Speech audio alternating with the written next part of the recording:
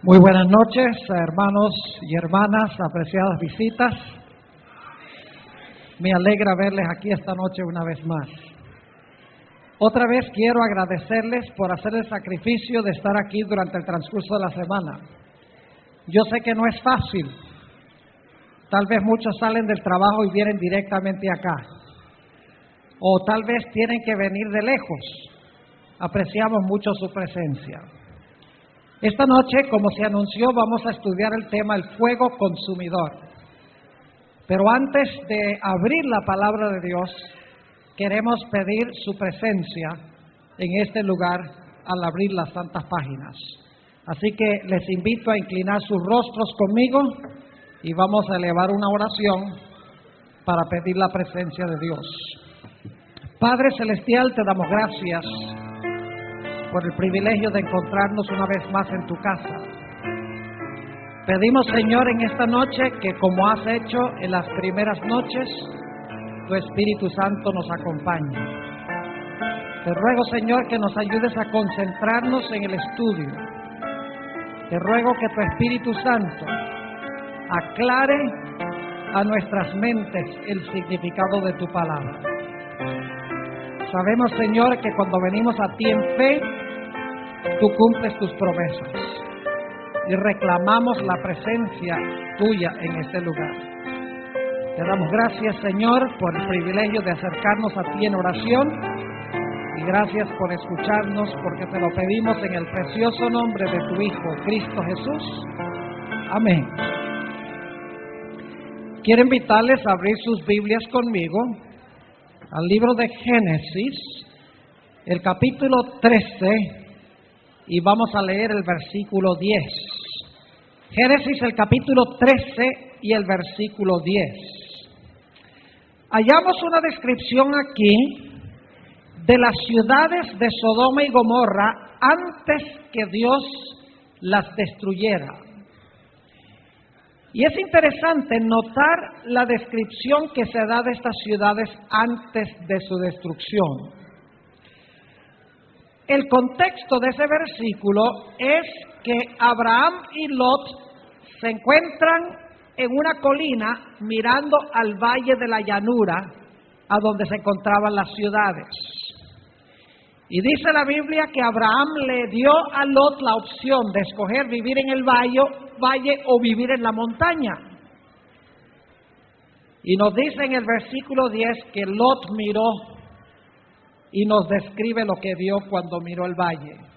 Dice allí en el versículo 10: y alzó Lot sus ojos y vio toda la llanura del Jordán, que toda ella era de riego, como el huerto de Jehová.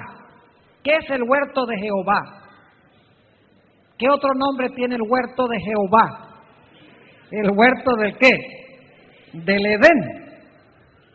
Es decir, esa región era de riego, de gran producción agrícola, y era como el huerto del Edén, el huerto de Jehová, como la tierra de Egipto en la dirección de Zoar, antes que destruyese Jehová a Sodoma y a Gomorra.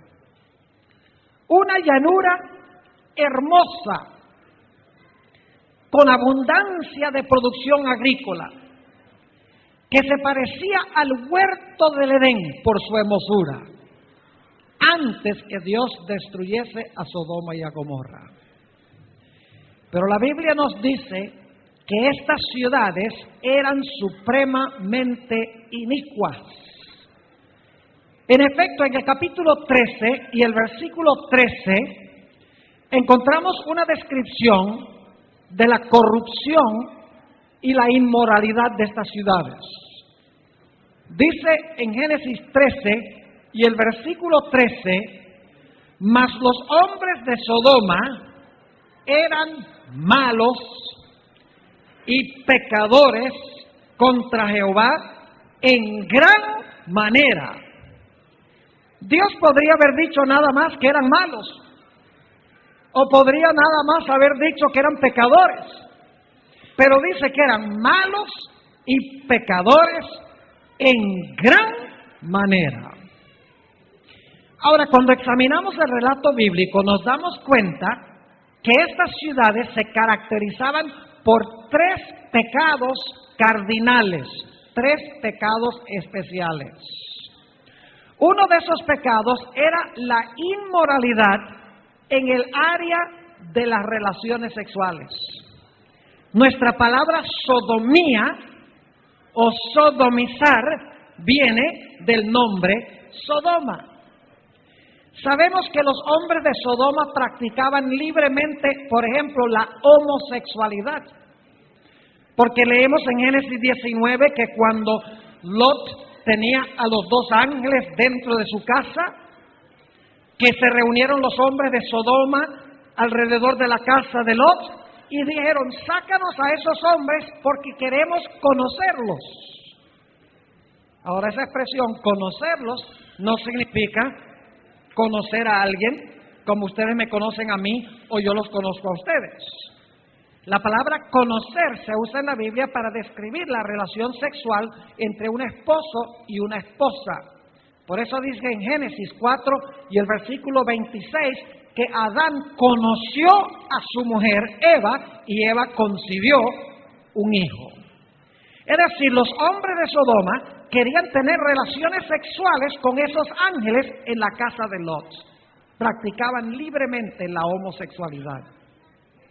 Además de eso, sabemos que en la ciudad se practicaba el incesto, relaciones sexuales entre familiares.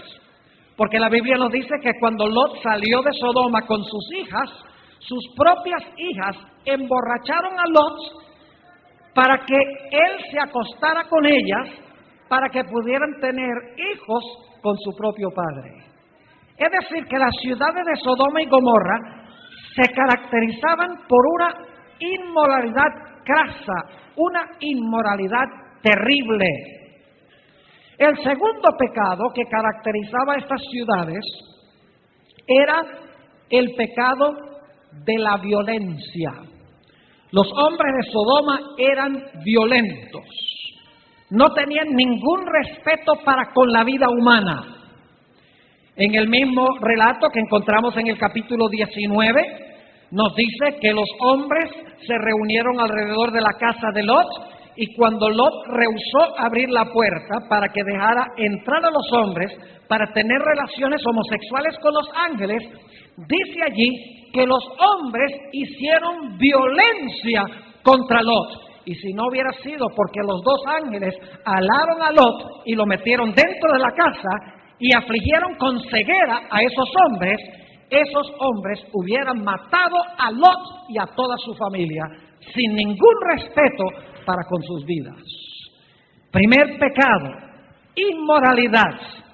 Segundo pecado, violencia. Había un tercer pecado, y este tercer pecado era el que se describe en el libro de Ezequiel, el capítulo 16, Ezequiel, el capítulo 16, y los versículos 48 y 49. Ezequiel 16 y el versículo 48 y 49. Vivo yo, dice Jehová el Señor, que Sodoma, está hablando a Israel, dice que Sodoma tu hermana y sus hijas no han hecho como hiciste tú y tus hijas. He aquí que esta fue la maldad de Sodoma, tu hermana. Ahora va a describir cuál fue la maldad de Sodoma. Dice, soberbia, saciedad de pan y abundancia de ociosidad tuvieron ella y sus hijas, y no fortaleció la mano del afligido y del menesteroso. El tercer pecado era el pecado del materialismo. Dice aquí que no querían sino abundancia de pan, abundancia de ociosidad, y como resultado no ayudaron al pobre y al menesteroso. Es decir, que las ciudades de Sodoma y Gomorra, las ciudades vecinas, se destacaban por una inmoralidad descarada, por violencia, ningún respeto a la vida y en tercer lugar, por un materialismo craso. Lo que querían hacer era reunir dinero, reunir bienes, disfrutar de la vida e ignorar las necesidades de los pobres de la sociedad. Como resultado de estos pecados, Dios anunció que Él iba a destruir las ciudades de la llanura. Y por lo tanto nos dice en Génesis el capítulo 19 y el versículo 24 que Dios en efecto destruyó las ciudades. Quiero leer ese versículo, Génesis 19, y voy a leer el versículo 24, donde se describe la destrucción de las ciudades de la llanura.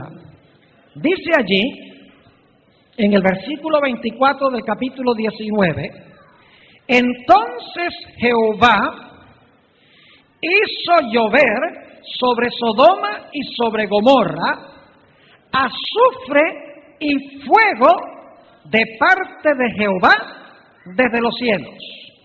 Pregunta, ¿de dónde vino el fuego que destruyó las ciudades? De los cielos. ¿De dónde en los cielos? ¿Leyeron con cuidado el versículo? Dice, ¿de parte de quién? De Jehová desde los cielos. ¿De dónde salió el fuego que destruyó las ciudades? De Dios, quien se encontraba ¿dónde? Quien se encontraba en el cielo. Es decir, el fuego se originó en Dios y con Dios. Ahora noten el versículo 28, donde se describe lo que sucedió después que el fuego descendió. Dice en el versículo 28, hablando de Abraham, y miró hacia Sodoma y Gomorra, y hacia toda la tierra de aquella llanura miró. Y he aquí que el humo subía de la tierra como el humo de un horno. Yo he tenido el privilegio de estar en esa región 2 veces. La última vez que estuve en esa región fue en el año 2001, en mayo del año 2001, solo unos pocos meses antes del desastre en Nueva York y en Washington, D.C. Y me pareció muy interesante ver lo que había sido la región a donde estaban Sodoma y Gomorra. En realidad el Mar Muerto se encuentra en ese lugar. Uno ve y se da cuenta que no hay allí producción agrícola. No se parece nada al huerto del Edén. En realidad, el Mar Muerto ha sido bien nombrado, porque en el Mar Muerto no hay nada vivo. No hay peces, no hay vegetación, ni siquiera en el Mar Muerto hay microorganismos. Es un mar o un lago completamente muerto. Los alrededores del Mar Muerto, completamente seco. Es decir, no hay árboles, no hay plantas, no hay animales. Es un desierto árido. Y a medida que iba bajando de la ciudad de Amán, la capital de Jordania, hacia el Mar Muerto, fue muy interesante notar las formaciones de las rocas, donde uno ve, vez tras vez, al bajar al Mar Muerto, las piedras como quemadas, como calcinadas, como si hubiese existido un fuego terrible en ese lugar. Además de eso, el Mar Muerto es el lugar que está más por debajo del nivel del mar en el planeta Tierra. Yo sé que ustedes no miden en pies aquí, pero están 1526 pies por debajo del nivel del mar. Dividan eso por 3 aproximadamente y ¿saben cuánto es en metros? Aproximadamente algo más de 500 metros por debajo del nivel del mar. Es decir, ese fuego que mandó Dios del cielo fue tan poderoso que calcinó y quemó todo en ese valle, destruyó toda la producción agrícola, hizo como una explosión nuclear un gigantesco hueco, un gigantesco cráter en esa región. Así de poderoso fue el fuego que Dios mandó para destruir a esas ciudades inicuas. Ahora quiero hablar un poco del fuego que destruyó las ciudades. Ya hemos visto que el fuego vino del cielo. ¿De dónde en el cielo? Dice, de parte de Jehová desde los cielos. Ahora vayan conmigo al libro de Judas. El libro de Judas es ese librito inmediatamente antes de Apocalipsis. Tiene solamente un capítulo. Judas, el versículo 7. Judas, el versículo 7. Donde se describe la destrucción de estas ciudades. Dice allí, como Sodoma y Gomorra y las ciudades vecinas, las cuales de la misma manera que aquellos, habiendo fornicado e ido en pos de vicios contra naturaleza, eso está hablando de sus prácticas homosexuales, fueron puestas, por ejemplo, las ciudades fueron puestas, por ejemplo, sufriendo el castigo del fuego eterno. ¿Qué clase de fuego destruyó Sodoma y Gomorra? Están débiles ustedes esta noche. No se comieron las pupusas antes de venir. ¿Ah? Están esperando para comprarlas afuera después del culto, ¿verdad que sí? ¿Qué clase de fuego destruyó las ciudades? ¿Fuego qué? Fuego eterno. Dice aquí, no lo digo yo, dice, fueron puestas, por ejemplo, sufriendo el castigo del fuego eterno. Ahora vayan conmigo a 2 de Pedro, el capítulo 2 y el versículo 6. Un versículo muy interesante. 2 de Pedro, el capítulo 2 y el versículo 6. Parece contradecir lo que acabamos de leer. La Biblia no se contradice, pero aparentemente hay una contradicción. Dice en 2 de Pedro 2 y el versículo 6, y si condenó por destrucción a las ciudades de Sodoma y de Gomorra, reduciéndolas a ceniza y poniéndolas de ejemplo a los que habían de vivir impíamente, ¿a qué redujo Dios las ciudades de Sodoma y Gomorra? ¿A qué? A ceniza. Ahora aquí viene mi pregunta. ¿Alguno de ustedes ha procurado alguna vez usar cenizas como combustible? ¿Han tratado alguna vez de quemar cenizas? ¿De encender cenizas? ¿Qué pasa si ustedes tratan de encender cenizas? No prenden. Porque las cenizas son el resultado del fuego quemar todo lo que hay para consumir. Una vez que el fuego consume toda la materia orgánica, el resultado es cenizas y el fuego se apaga porque ya no hay más nada que el fuego pueda consumir. Ahora tenemos un problemita aquí. Porque nos dice la Biblia que Sodoma y Gomorra fueron destruidas con fuego eterno. Pero en 2 de Pedro dice que fueron reducidas a cenizas. Es decir, que las ciudades se apagaron. Y usted dice, pastor, ¿cómo es que las ciudades se apagaron si el fuego es eterno?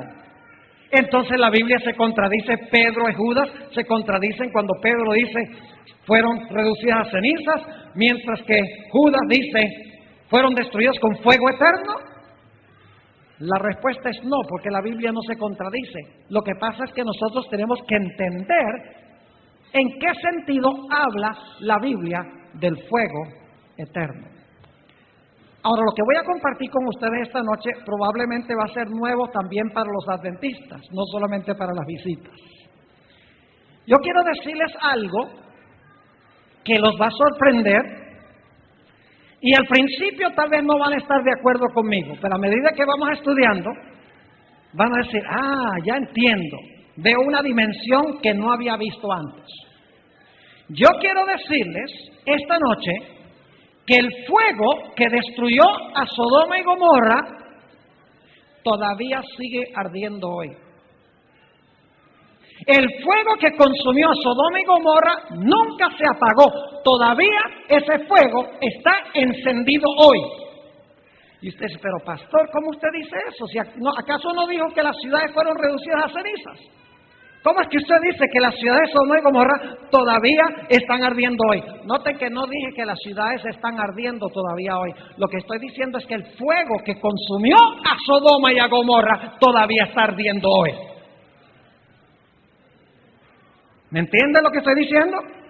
No Sodoma y Gomorra se apagaron, son cenizas. Pero el fuego que las destruyó fue fuego eterno porque aún hoy sigue ardiendo. Y ustedes dicen, ¿cómo es eso? Vamos a anotar lo que dice la Biblia. Vayan conmigo a Deuteronomio 4 y el versículo 23 y 24. Deuteronomio 4 y el versículo 23 y 24. Aquí Dios está hablando al pueblo de Israel y le está advirtiendo de que no practiquen la idolatría. Dice aquí, guardaos, no os olvidéis del pacto de Jehová vuestro Dios, que Él estableció con vosotros, y no os hagáis escultura o imagen de ninguna cosa que Jehová tu Dios te ha prohibido. Es decir, no hagas imágenes. Y luego noten el versículo 24. Porque Jehová tu Dios es fuego consumidor, Dios celoso. ¿Quién es el fuego consumidor? Dice Jehová tu Dios es el fuego consumidor. ¿El fuego consumidor es quién? Dios. ¿De dónde salió el fuego que destruyó Sodoma y Gomorra? ¿Se originó en quién? En el cielo, en Dios. Dios es el fuego consumidor, según dice aquí. Ahora quiero leer un texto del Nuevo Testamento. Vayan conmigo al libro de Hebreos, el capítulo 12. Hebreos, el capítulo 12, y quiero leer los versículos 28 y 29. Hebreos 12, 28 y 29. Fíjense que la Biblia, cuando uno compara un texto con otro, se explica sola. Lo que parece ser complicado es sencillo, no es complicado. La complicación está en nuestra mente y en lo que se nos ha enseñado. Mucha gente dice que cuando los impíos sean quemados, nunca se van a apagar. Se van a arder para siempre, y los impíos se van a retorcer por los siglos de los siglos, porque eso es lo que se les ha enseñado, pero no refleja un estudio cuidadoso de la palabra de Dios. Note lo que dice en Hebreos 12 y el versículo 28 y 29. Así que, recibiendo nosotros un reino inconmovible, tengamos gratitud y mediante ella sirvamos a Dios, agradándole con temor y reverencia. ¿Cómo debemos servir a Dios? ¿Con qué? Con temor y reverencia. ¿Y por qué razón? Dice, porque nuestro Dios es ¿qué? Nuestro Dios es fuego consumidor. ¿Quién es el fuego? Jehová. Ahora, algunos estarán diciendo, usted está diciendo, pastor, entonces que Dios es un montón de llamas de fuego. No. El fuego representa algo en cuanto a Dios. Vamos a notar lo que representa el fuego, quién es Dios. Vayan conmigo a Éxodo, el capítulo 24, Éxodo, el capítulo 24, y quiero leer los versículos 15 al 17. Éxodo 24 y el versículo 15. Dice aquí, el pueblo de Israel está en el monte Sinaí. Entonces Moisés subió al monte y una nube cubrió el monte. Gracias a Dios que una nube cubrió el monte, porque nadie hubiera quedado vivo. Versículo 16, escuchen bien. Y la gloria de Jehová reposó sobre el monte Sinaí, y la nube lo cubrió por 6 días. ¿Qué cubrió la nube? ¿La qué? El monte y la gloria de Jehová. Y al 7º día llamó a Moisés de en medio de la nube. Y ahora viene el versículo clave. Y la apariencia de la gloria de Jehová era como un ¿qué? Como un fuego abrasador en la cumbre del monte a los ojos de los hijos de Israel. ¿Qué es lo que parecía un fuego abrasador? ¿Qué cosa? La gloria de Jehová. Es decir, Dios es una persona, pero está rodeado de una gloria radiante que nadie puede penetrar. Es una gloria que en un instante destruye si no está encubierta. Note lo que dice en 1 de Timoteo, el capítulo 6 y el versículo 16 sobre esto. 1 de Timoteo, el capítulo 6 y el versículo 16. Aquí el apóstol San Pablo está describiendo algo muy importante en cuanto a Dios. Dice en el versículo 16, hablando de Dios, el único que tiene inmortalidad, que habita ¿en qué? ¿Dónde habita? En luz inaccesible, a quien ninguno de los hombres ha visto, ni puede ¿qué? Ni puede ver, al cual sea la honra y el imperio sempiterno. Amén. ¿En qué habita Dios? En una luz ¿qué? Inaccesible. Esa es su gloria. El fuego consumidor es la gloria de Dios. ¿Me están entendiendo lo que estoy diciendo? Ahora yo pregunto, ¿por cuánto tiempo ha tenido Dios su gloria?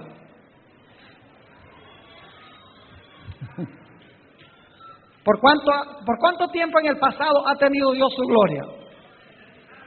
Siempre. ¿Y por cuánto tiempo tendrá en el futuro su gloria? Para siempre. Entonces la gloria de Dios es eterna, ¿sí o no? Y su gloria es un fuego abrasador, así que el fuego es ¿qué? Eterno. Escuchen bien. Sodoma y Gomorra no arden eternamente, pero Dios, su gloria, que consume las ciudades, es eterno, ese fuego. ¿Me están entendiendo lo que estoy diciendo? Ahora, quiero que vayamos a algunos textos muy interesantes de la Biblia, donde se habla de la destrucción de los impíos. Noten Malaquías, el capítulo 4, Malaquías, el capítulo 4, y vamos a leer los versículos 1 hasta el versículo 3. Malaquías 4 y el versículo 1 al 3. Dice, porque he aquí, viene el día ardiente como un horno. ¿De dónde viene el fuego de ese horno? ¿De dónde viene ese fuego de ese horno? La gloria de Dios, muy bien. Y todos los soberbios y todos los que hacéis maldad serán ¿qué? Estopa. Aquel día que vendrá los abrazará. Ha dicho Jehová de los ejércitos, y no les dejará ni qué, ni raíz, ni rama. ¿Cuánto va a quedar de los impíos? Ni raíz, ni rama. Yo pregunto, ¿qué es la raíz? ¿Quién es la raíz de todo el mal? Satanás. ¿Y quiénes son las ramas? Sus seguidores. Recuerden que Jesús dijo, yo soy la vid, ustedes los pámpanos. Pues el diablo también es la raíz y tiene sus ramas. ¿Cuánto va a quedar de la raíz y de las ramas? Nada, dice aquí. ¿Y qué fuego los va a destruir? ¿El fuego que viene de quién? De Dios. ¿Es fuego eterno? Claro que sí. Noten el versículo 2. Mas a vosotros los que teméis mi nombre, nacerá el sol de justicia, y en sus alas traerá salvación. Y saldréis y saltaréis como becerros de la manada. Y luego noten el versículo 3. Hollaréis a los malos, los cuales serán ¿qué? Ceniza bajo las plantas de vuestros pies en el día en que yo actúe, ha dicho Jehová de los ejércitos. ¿A qué será reducida la gente, los impíos? ¿A qué serán reducidos?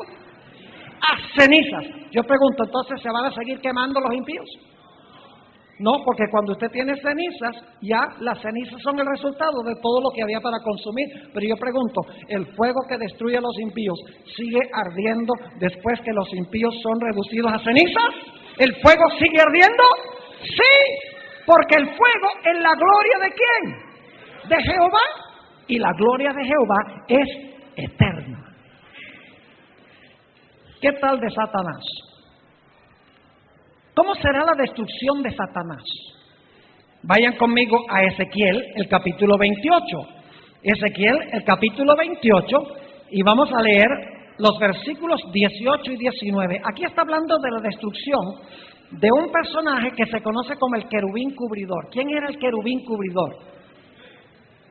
Que estaba en el cielo, caminó en medio de las piedras de fuego, perfecto era en todos sus caminos, hasta que se halló iniquidad en él. ¿Quién era ese personaje? Satanás.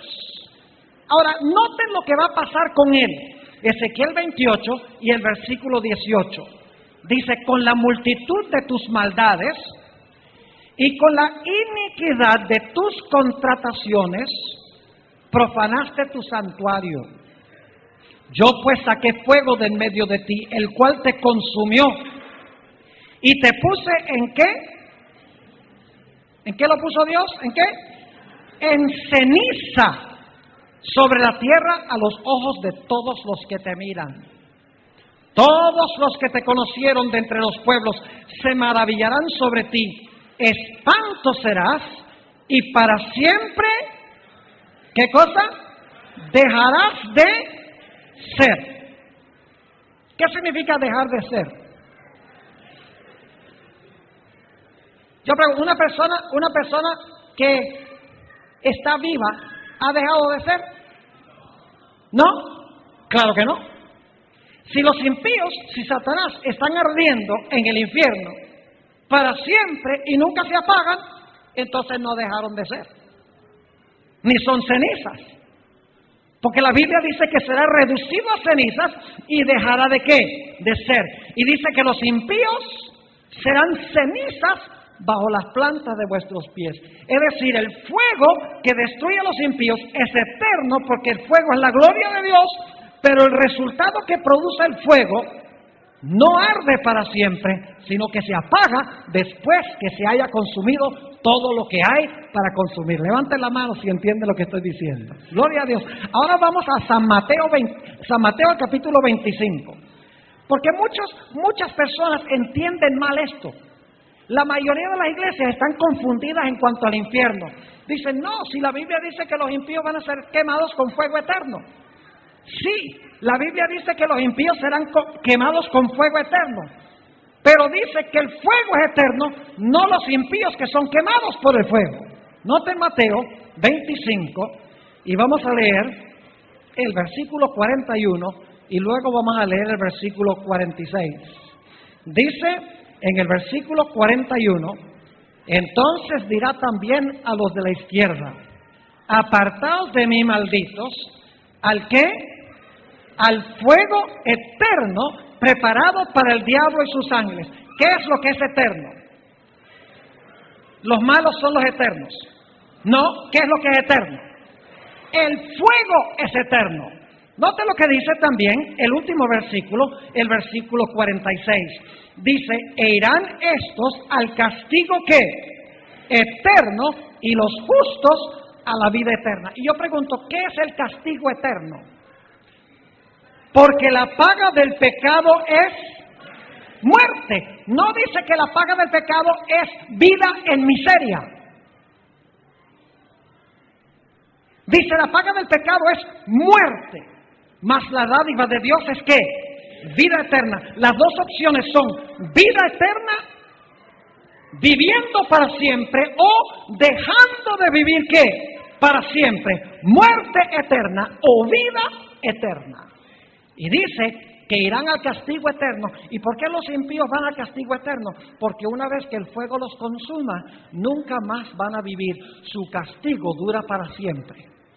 Porque nunca más van a vivir. Han perdido, según la Biblia, la vida eterna. Ahora yo les voy a tirar otra sorpresa. ¿Están listos para otra sorpresa? ¿Sabe que la Biblia enseña que no son los malos los que van a vivir en el fuego eterno, sino que son los buenos? No son los perdidos los que van a vivir en el fuego, sino que son los que se salvan los que van a vivir en el fuego. Dice, pastor, ¿qué herejía es esta? Vayan conmigo a Isaías 33. Vamos a leerlo en la Biblia. Isaías, el capítulo 33. Y vamos a leer empezando en el versículo 12, Isaías 33 y el versículo 12. Dice allí: y los pueblos serán como cal quemada, como espinos cortados serán quemados con fuego. Yo pregunto, cuando ustedes queman espinas en el fuego, ¿finalmente las espinas se reducen a cenizas y se apaga el fuego? Claro que sí. Versículo 13: oíd los que estáis lejos lo que he hecho, y vosotros los que estáis cerca conoced mi poder. Los pecadores se asombraron en Sión, espanto sobrecogió a los hipócritas. Y ahora noten dos preguntas. ¿Quién de nosotros morará con el fuego consumidor? ¿Quién de nosotros habitará con las llamas eternas? Escuchen la respuesta: el que camina en justicia y habla lo recto, el que aborrece la ganancia de violencia, el que sacude sus manos para no recibir cohecho, el que tapa sus oídos para no oír propuestas sanguinarias, el que cierra sus ojos para no ver cosa mala. ¿Quiénes son los que van a habitar con las llamas eternas? Son los justos, según dice este pasaje. ¿Por qué los impíos no pueden habitar en las llamas eternas? Porque las llamas eternas los reducen a ellos, ¿a qué? A cenizas. Pero los que temen su nombre, se levanta el sol de justicia, y no para consumir, sino para qué, con salvación en sus alas, dice la Sagrada Escritura. Es decir, que son los justos los que van a vivir en la presencia de la gloria de Dios, en la presencia del fuego consumidor. Y tendrán en realidad un carácter a prueba de fuego. Podrán vivir en la presencia de un Dios santo.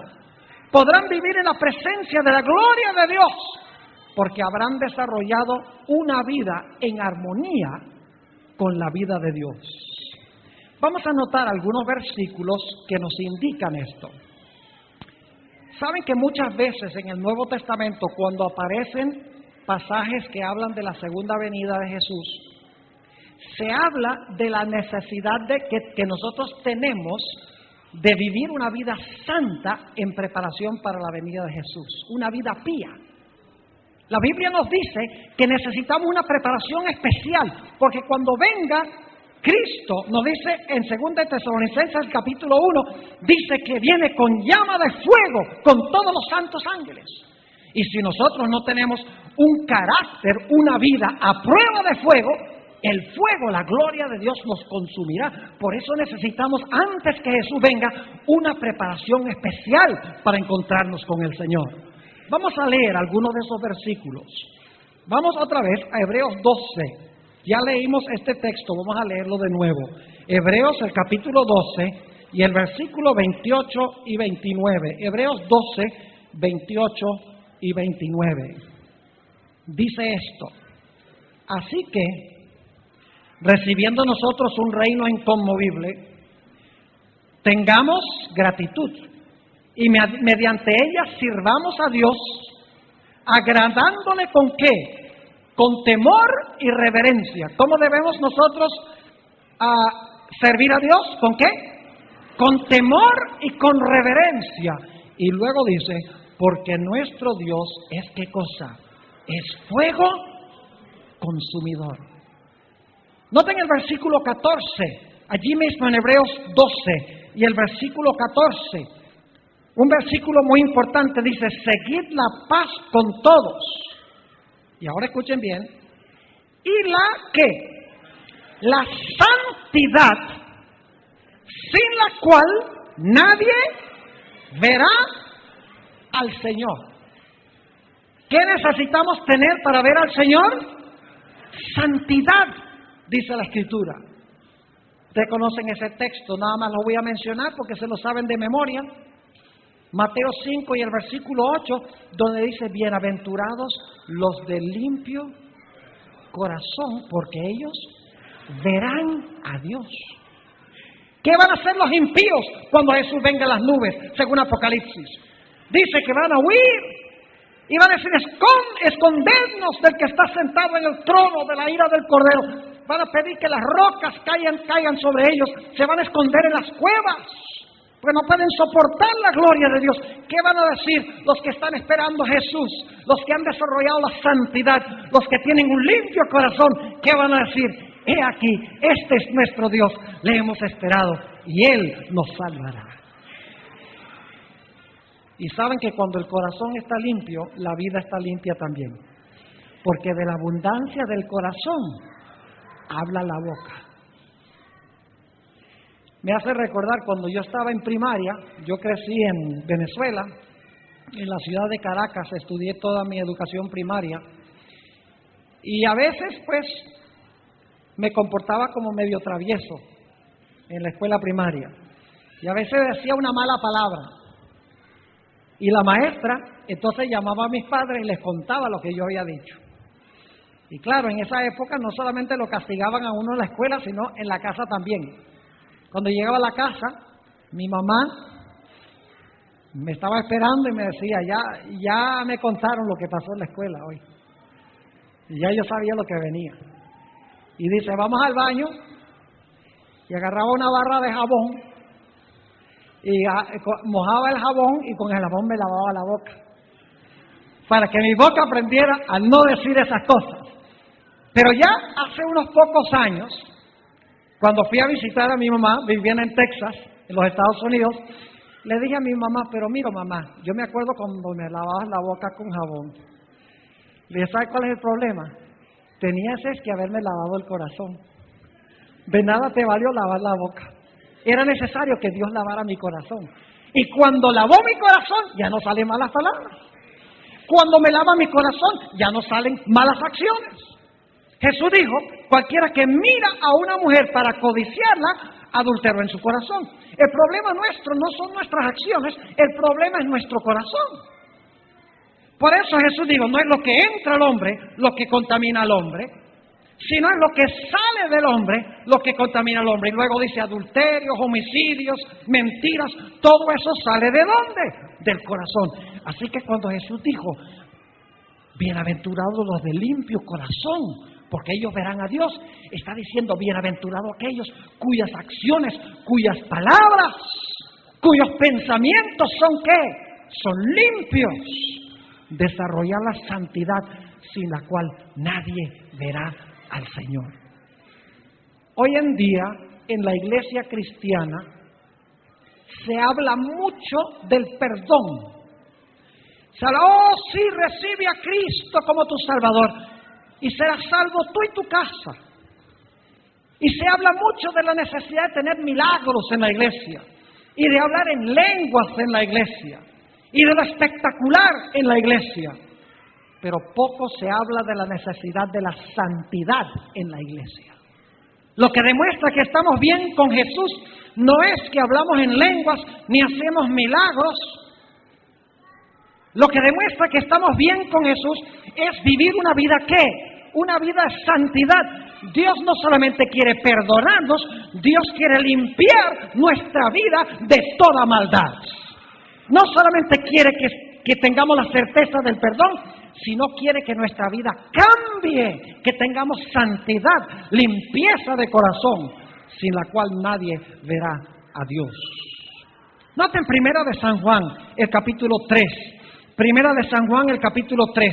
Y voy a leer los versículos 1 al 3. Primera de Juan 3 y el versículo 1 al 3. Está hablando aquí de la venida de Jesús. Dice, mirad cuál amor nos ha dado el Padre, para que seamos llamados hijos de Dios. Por esto el mundo no nos conoce, porque no le conoció a Él. Amados, ahora somos hijos de Dios, y aún no se ha manifestado lo que hemos de ser.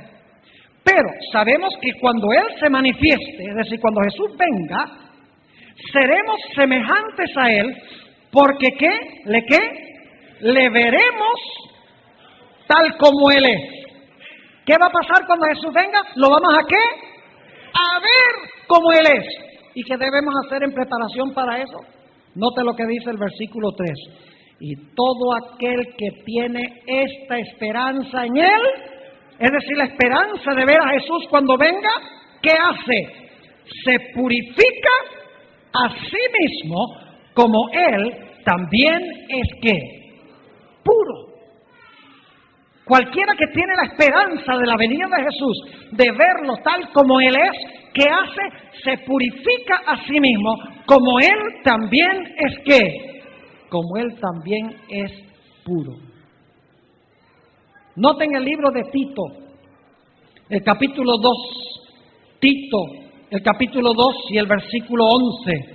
Tito 2 y el versículo 11. Muy interesante este pasaje, vamos a leer hasta el versículo 15. Dice allí en el versículo 11, porque la gracia de Dios. Yo pregunto, hoy en día a la gente le gusta hablar mucho de la gracia. Oyen mucho de la gracia en la iglesia. Oh, sí, la gracia de Cristo te salva. No estamos bajo la ley, sino bajo la gracia. Y se oye mucho de la gracia. Y eso está bien. La gracia es importante. Pero la gracia nos lleva a hacer algo. Sigamos leyendo. Porque la gracia de Dios se ha manifestado para salvación a todos los hombres. Pero la gracia enseña algo.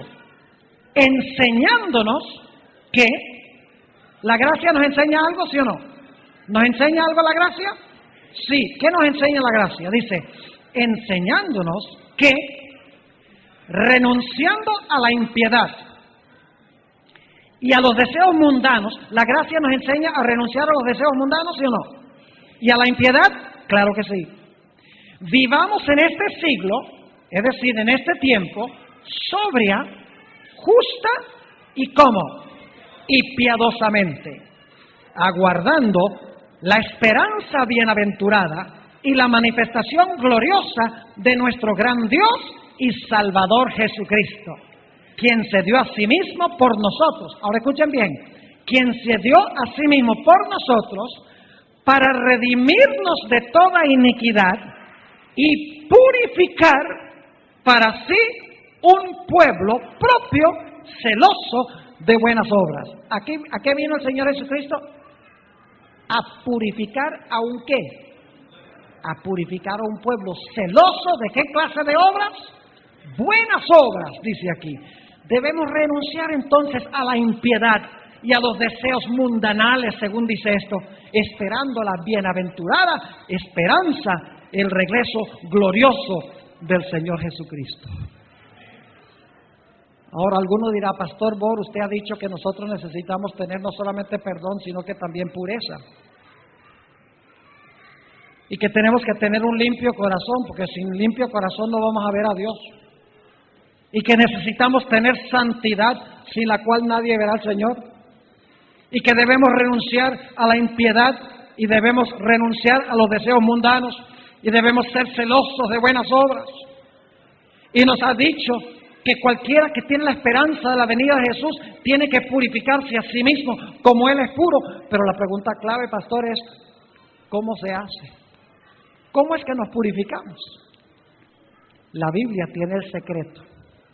Noten lo que dice en el Salmo 119, el Salmo 119, el Salmo más largo de la Biblia, y quiero leer los versículos 9 hasta el versículo 11.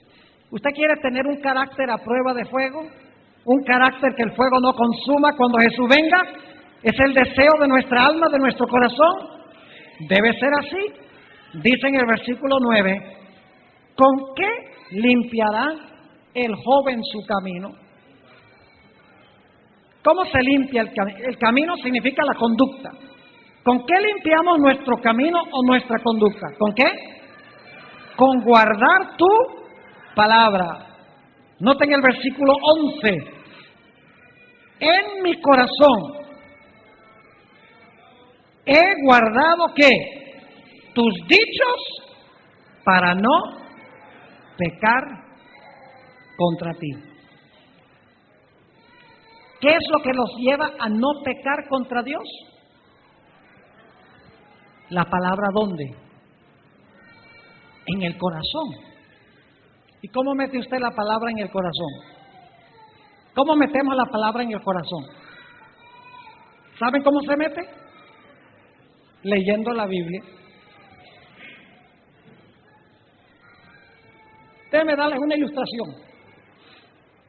Supongamos que alguien aquí tenga algún problema algún hombre tiene un problema que se le extravían los ojos y miran a las mujeres para codiciarlas. Claro, ese problema no existe aquí. Ese es solamente en otras iglesias. Supongamos que ese sea el problema. Y un día, esa persona viene y está leyendo del Evangelio según San Mateo y lee aquí en el versículo, en Mateo el capítulo 5, dice: oísteis que fue dicho en el antaño, no cometerás adulterio. Mas yo os digo que cualquiera que mira a una mujer para codiciarla, ya cometió adulterio en su corazón. ¿Sabe lo que pasa? Yo empecé leyendo la Biblia y ahora la Biblia me está leyendo a mí. Pues cuando yo leo ese versículo, si yo fuera el que tuviera el problema, leo el versículo y entonces la Biblia me dice: ese eres tú. Ese problema es tuyo. O si soy codicioso y estoy leyendo en la Biblia alguna historia sobre una persona codiciosa en la Biblia, y yo leo y la Biblia me dice: ese eres tú. Ese es el mismo problema que tienes tú. Y mientras más meto la palabra a través de mis ojos, a través de mis oídos, a mi ser, a mi corazón, más esa palabra entra para limpiar y purificarme de todo mal. Es decir, cuando la palabra entra, la palabra de Dios, con la ayuda del Espíritu Santo, expulsa el pecado del corazón. ¿Saben cuál es el problema que tenemos? El problema es que nosotros, en vez de llenar nuestra mente y nuestro corazón de la Biblia, estamos llenando nuestra mente y nuestro corazón de televisión y de películas y de música mundana. Eso es lo que estamos metiendo en el corazón. Y lo que entra al corazón, sale.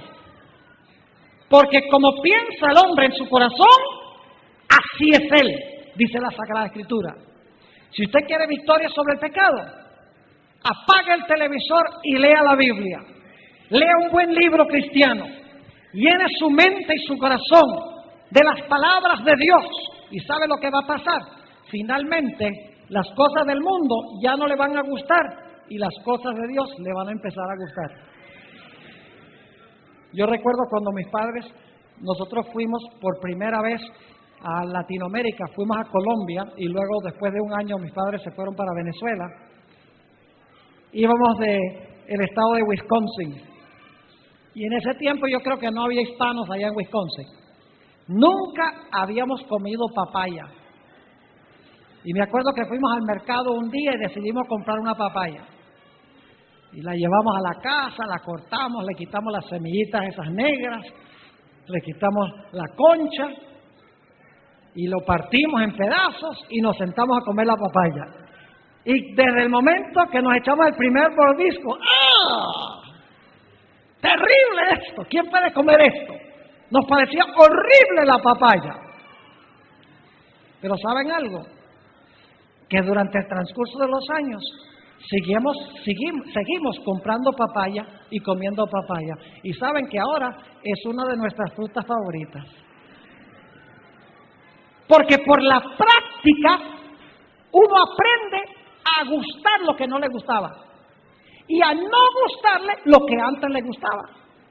Todo es cuestión de cómo acostumbramos nuestra mente. Si la llenamos de cosas espirituales, de cosas limpias, nuestra vida será limpia. Si llenamos nuestra mente y nuestro corazón de basura, nuestra vida espiritual será basura. Así de sencillo es. Por eso tan pocos cristianos tienen victoria en su vida cristiana. Viven vidas cristianas frustradas. Dicen: oh no, lo importante es que Cristo me perdona. Pero al mismo tiempo viven cometiendo los mismos pecados vez tras vez. Y la conciencia los recrimina porque saben que no necesitan solo perdón, sino que necesitan también pureza y limpieza en su vida. Note lo que dice en Efesios, el capítulo 5, sobre el secreto de cómo vivir una vida santa, cómo desarrollar un carácter a prueba de fuego. Note lo que dice en Efesios, el capítulo 5, y vamos a leer empezando en el versículo 25. Dice aquí el apóstol San Pablo: maridos, amad a vuestras mujeres, así como Cristo amó a la iglesia y se entregó a sí mismo por ella. ¿Por qué se entregó Jesús por la iglesia? ¿Solamente para que pudiéramos tener perdón? No, sigamos leyendo. ¿Para qué? Versículo 26, ¿para qué? Para santificarla. ¿Por qué murió Jesús? ¿Qué quería hacer con la iglesia? ¿Quería hacer la iglesia qué? Santa. Dice, habiéndola purificado. Ahora noten cómo la purificó. Habiéndola purificado en el lavamiento del agua por la... ¿Qué representa el agua en la Biblia? El agua fresca, la lluvia fresca que cae del cielo. ¿Qué representa?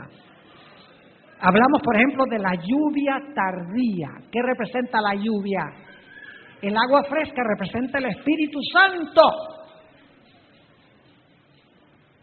¿Qué es el agua aquí entonces? El Espíritu Santo. Dice, por el lavamiento del agua, ¿a través de qué? La palabra. Fíjense qué interesante esto. El Espíritu Santo, el agua, nos lava por la qué? Por la palabra.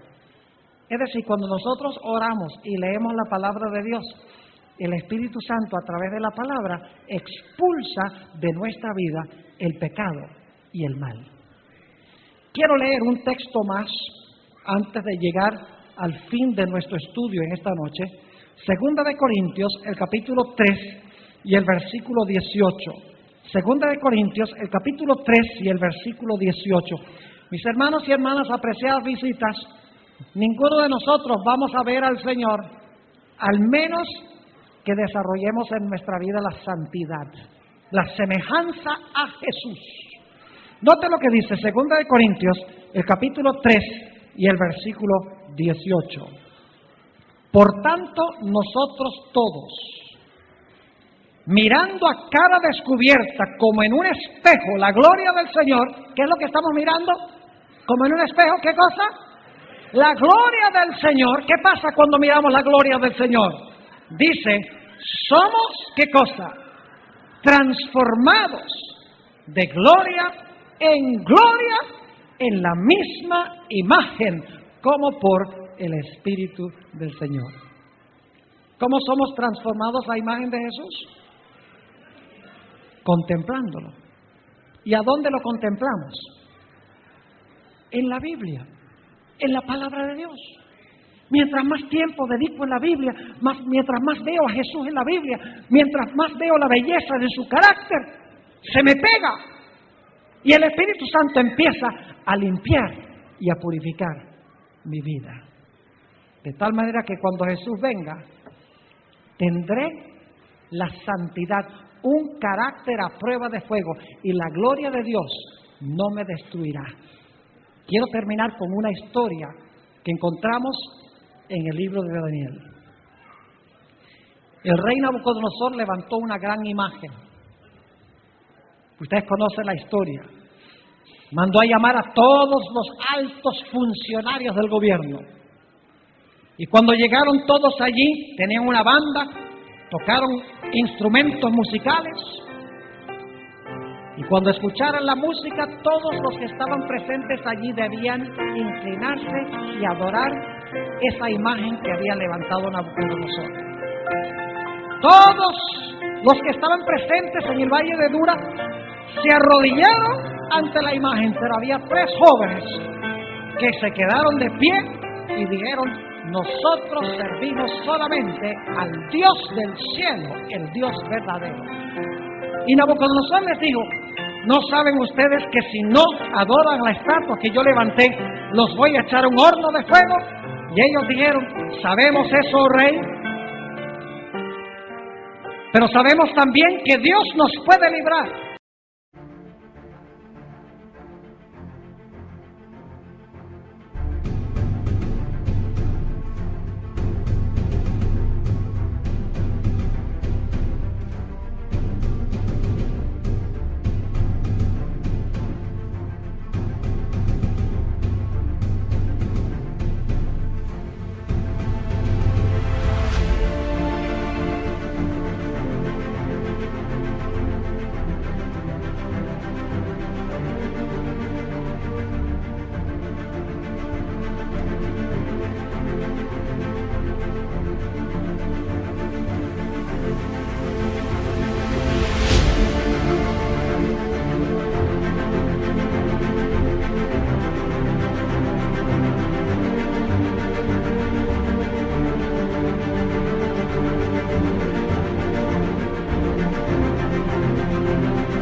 de ese horno de fuego y nos librará.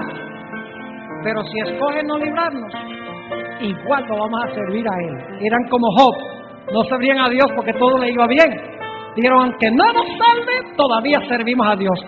La Biblia dice que Nabucodonosor mandó a prender el fuego 7 veces más caliente que en cualquier otra época. Calentó ese horno al máximo y consiguió a unos hombres, soldados fuertes, que tomaron a los 3 jóvenes y dice que echaron a los jóvenes en el horno de fuego ardiendo.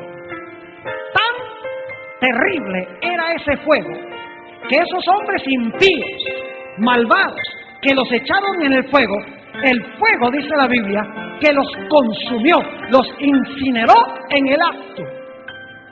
Cayeron los 3 jóvenes allí en el fuego que había consumido a los impíos. Y cuando estaban en el horno, Nabucodonosor de repente mira por una ventanilla que se encontraba en el horno y le dice a uno de sus funcionarios, oye, ¿no echamos nosotros 3 en ese horno? Y el funcionario le dice, sí, echamos 3. Y dice Nabucodonosor, pero yo veo 4 que se pasean en medio del fuego y el cuarto es semejante al Hijo del Hombre o al Hijo de Dios. Y entonces Nabucodonosor mandó a llamar a esos 3 jóvenes del horno. Le dijo, Sadrac, Mesac y Abednego, salgan del horno inmediatamente. Y si ustedes leen la historia en Daniel 3, van a encontrar que los 3 jóvenes, amigos de Daniel, salieron del horno. La Biblia nos dice que lo único que se quemó fueron las sogas con que ataron a esos 3 jóvenes. Dice la Biblia que sus turbantes estaban intactos. Y nos dice la Biblia que ni siquiera su ropa olía a humo. Cuando Dios libra de verdad. El fuego que consumió a los impíos fue el fuego en medio del cual caminaron los 3 jóvenes, y porque Jesús estaba con ellos, el fuego no los consumió. Ese fuego ilustra el fuego final, el fuego que va a destruir a los impíos, pero el fuego en medio del cual habitarán por la eternidad los hijos de Dios, en medio del fuego consumidor. Porque como los 3 jóvenes han desarrollado un carácter de lealtad a Dios, aunque se desplomen los cielos, van a ser leales a Dios. Porque esos 3 jóvenes pasaban tiempo con Dios en oración, pasaban tiempo con Dios estudiando su palabra, pasaban tiempo con Dios testificando a otros en cuanto a lo que Dios había hecho con ellos.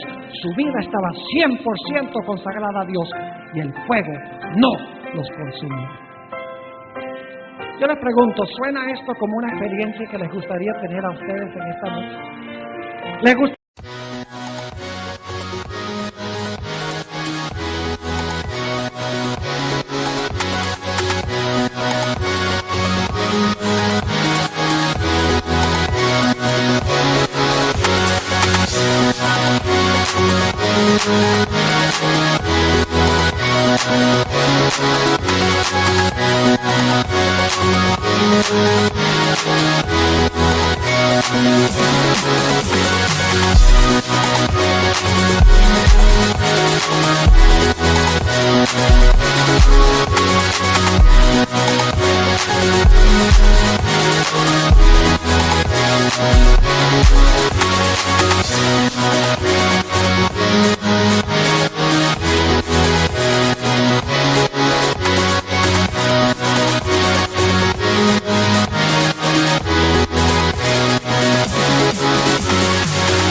Tener perdón y tener también pureza. ¿Quieren levantar la mano?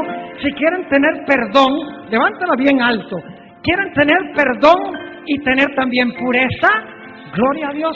Entonces tenemos que ir a la palabra de Dios, donde está el secreto para desarrollar una vida limpia, una vida pura, una vida semejante a la vida de Jesús, para que cuando Dios manifieste su gloria en su venida gloriosa, el fuego no consuma al Hijo de Dios, sino que podamos decir, he aquí, este es nuestro Dios, le hemos esperado Él nos salvará.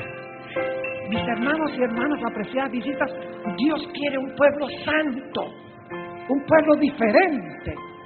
Dios quiere un pueblo que hable diferente, que coma diferente, que se entretenga diferente, que vaya a lugares diferentes, que se vista diferente, que sea diferente en todos los sentidos del mundo, de tal manera que la gente pueda ver un reflejo del Señor Jesús.